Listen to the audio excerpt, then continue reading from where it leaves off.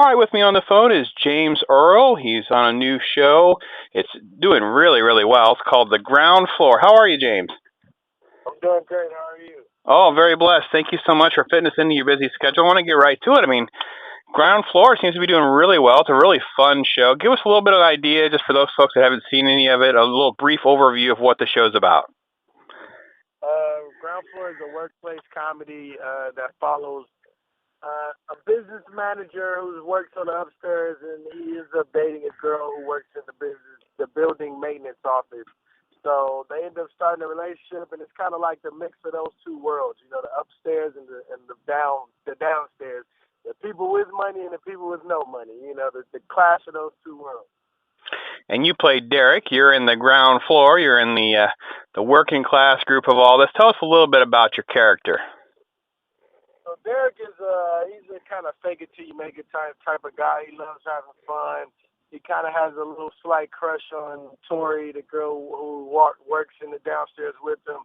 And you know, he's kind of more of just like the fun, outgoing guy, the huggable teddy bear, and he got a little freakish side to him too. So you got to kind of watch out for Derek. All right. Well, whose idea was it? Because I tell you what, one of the best parts of the show with the relationship between Derek and Tori is the closet gag. There's no end to the closet gag, right? We're not going to stop doing that anytime soon, right? Nah, no. I actually love that gag. I thought it was hilarious. That's fantastic. All right. So let's say if there's real life race, tell me hands down, you're going to win the chair race, right? There's no, that's not even acting. That's just how it is, right? Yeah, and those chair races got pretty intense while we were filming too. Like me and Rory were going really at it. You know, we were really going at it doing those chair races. We hit the wall a couple times. You're going pretty quick. Yeah. Folks, if you haven't seen The Ground Floor, there's all sorts of office antics that really kind of help represent, I think, what a lot of us that may have worked in the sort of an office environment go. There's one scene, just a great scene with the chair races. I just think it's a fantastic scene. What a great idea to include in the show. Yeah. And Bill Lawrence, you know, he's really smart at just coming up with great ideas. And Jeff Astroff, he's another producer on the show that kind of, you know, ran the whole show this season. And you know, they came up with great ideas. They even told me that they had a real business manager guy come in and kind of just give them ideas of stuff, you know, that he went through. And so everything was real hands-on, you know, with the idea and everything they came up with. You seem real comfortable with the cast. The cast gelled pretty quick. It's only been, what are we in, 10, 15 episodes in this first season. So things kind of had to shoot right off pretty quick and gel pretty quick, right? Well, Bill Lawrence encouraged us, like, from the beginning to all hang out and all get to know each other. And, you know, we kind of did that. But more so of us, I feel like as the show started going and, you know, once we got past, like, the first 2 episodes, we were, like, in the groove and we kind of were comfortable with each other. We kind of, like, you know, start, you know, opening up opportunity to share ideas with each other. And a lot of times people don't do that on shows. It's more like, you come in, you do your thing, go home, you know. But here it was more like, you come in, we do our thing, and then after we do the show, we all hang out afterwards, talk about how it went, and then we might all go chill on the weekends too, just to kind of like make it real, you know. And we actually all kind of really are cool with each other, you know.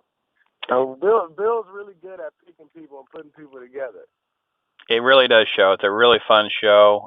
Definitely, and one of my favorites I want to touch on real quick, John C. McKinley from Scrubs is just, no matter what the man seems to do, he just seems to knock your socks off. Yeah, John C. McKinley, as soon as we met him, you know, he really encouraged us to bring the bar up and step our game up. You know, he's always professional in every aspect, and that's one thing I learned from him is just how to be prepared and professional. And he was telling me about how at his house he has like a room that's specifically for just working on scenes, and he has like a screen that it's crazy, like all the stuff that he does, like, and you wouldn't think he'll do all that stuff, but he takes it really seriously, you know, everything he does. I love it. Well, James Earls, who we're talking with, he's one of the co-stars on The Ground Floor. James, you are no stranger to crazy antic type shows. You were on Glory Days before this. Tell us a little bit about your memories as Turbo. Oh, man, Turbo was a fun time. Literally, I was just running around having fun the whole time. Glory Days was a great time. You know, me and my boy Kelly Blatzy started that. Me and Kelly Blatzy actually became really good friends after working on that show, and it was fun. Turbo I was the fraternity frat guy, and I kind of was the pledge master. So whenever anybody was trying to pledge or get onto the fraternity, you know, I kind of did all the pranks and all of, you know, the stuff. You know, I hazed them and all that. That was my job. So I only have to touch on briefly then. You know, there's even like a mud pit scene. Oh yeah, that thing really hurt. I remember that day we were all out there in the mud, and we were filming at actually the place where we were filming at was a graveyard. You know, it was like a mortuary. You know, and it was the only place that had the look of like the 80s, I guess, that we could film this mud bowl scene. And so like the dirt, the mud was like the hardest mud you could be in. It had rocks in it and bugs, and it was crazy. Like we were all bleeding and everything after that day. That was probably one of the hardest days I worked in Hollywood. The mud pit scene from Glory Days. James has got a workers' comp claim in there somewhere. We're gonna have to check his files. Man. Let's contrast that a little bit. A lot of folks know you from Glee. What a great opportunity to work with such a massive show with a huge following. You still got people coming up to you and recognizing you from your time there?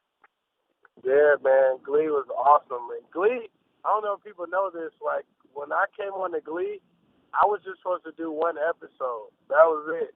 And they just kept calling me back, and you know, it was like two, 3 seasons later. I'm like, man, this is crazy. It was such a great opportunity just to like learn.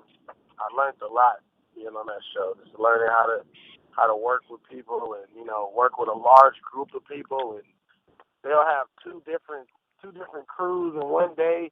Shooting 2 episodes, you know, it was crazy stuff going on. I've never seen ever. It's a massive production, absolutely. Yeah, super massive. They'll have like one crew from America and another crew from like London, and it was just like, why do you guys have 2 crews? But they have so much stuff to film, you know. Yeah, that's incredible. Right. And you had a really great role and a great opportunity to work with Dwayne Johnson, The Rock, in Gridiron Gang. Yeah. Tell us a little bit about what it's like to work with him, because nobody's ever had anything bad to say about The Rock, and I assume that's what I'm going to hear from you as well.